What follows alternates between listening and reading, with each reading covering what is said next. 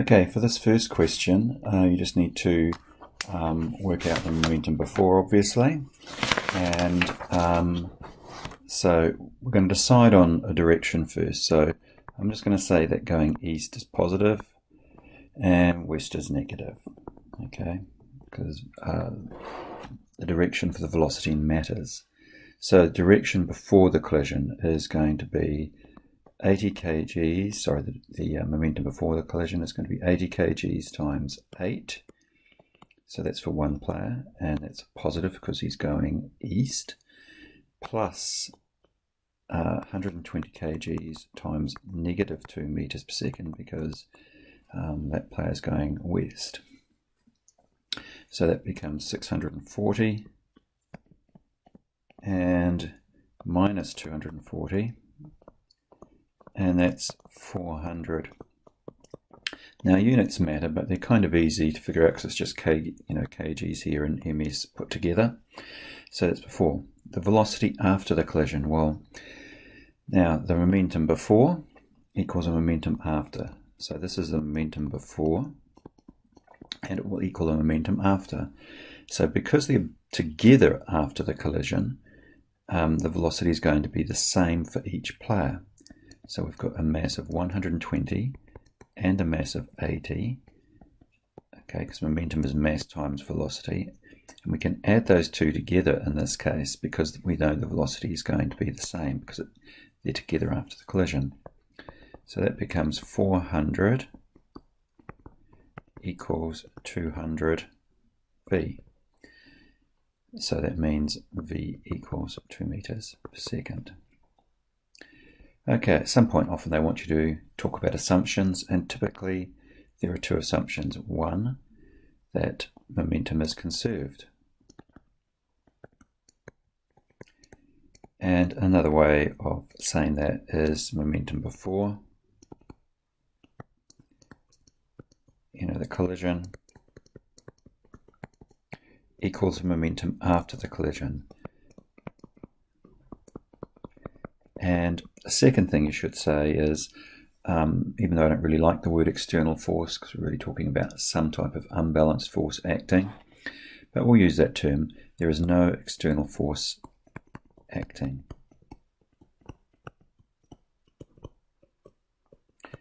And what we really mean by that is there's nothing that's going to change its velocity, no force that's going to change it, unless we're talking about the two objects themselves interacting, and that would be something like friction in this case.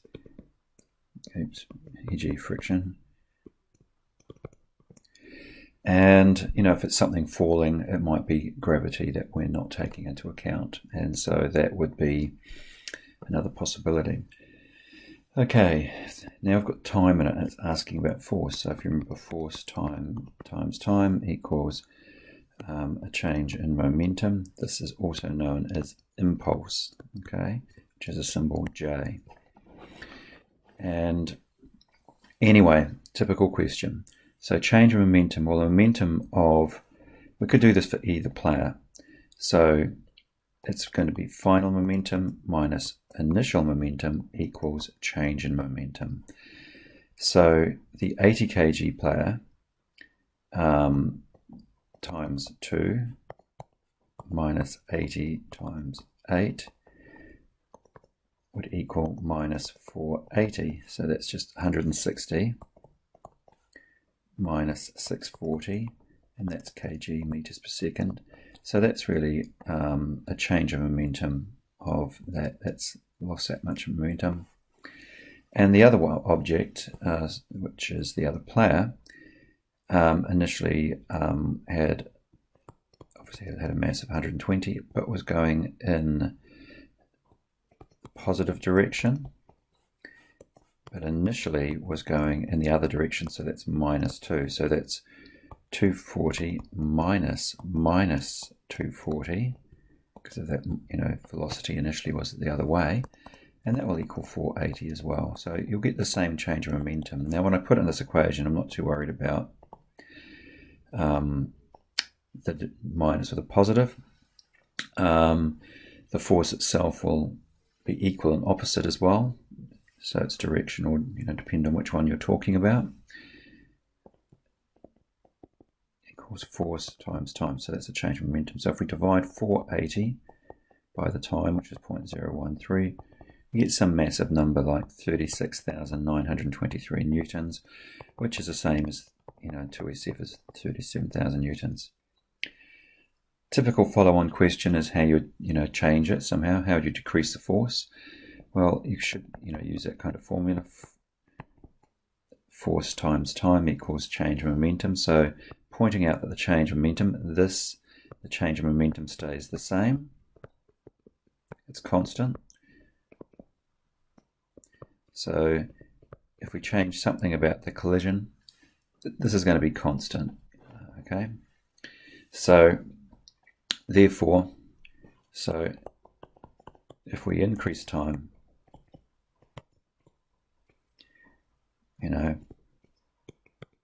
then force will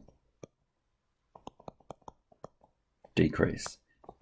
Now it says how, and so you expected to come up with some practical way of doing this. So I'd suggest, say, padding. So the players could use padding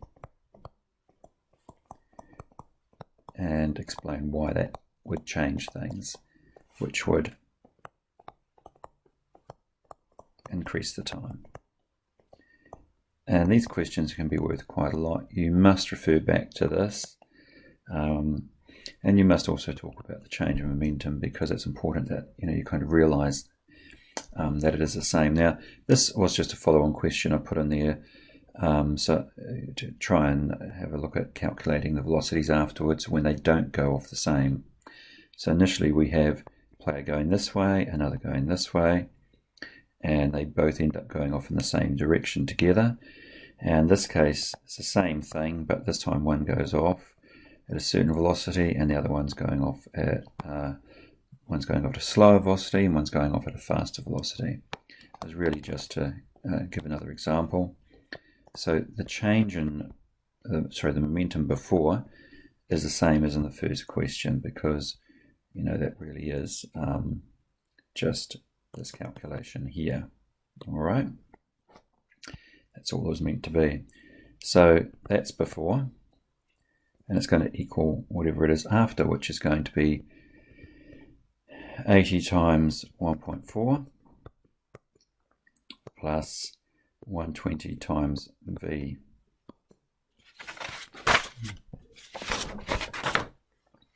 So that equals 112, and that's 120v. So 400 minus 112 equals 120v. 288 equals 120v. And then we get 288 divided by 120 equals v. So v equals 2.4 meters per second. And that's the first question done.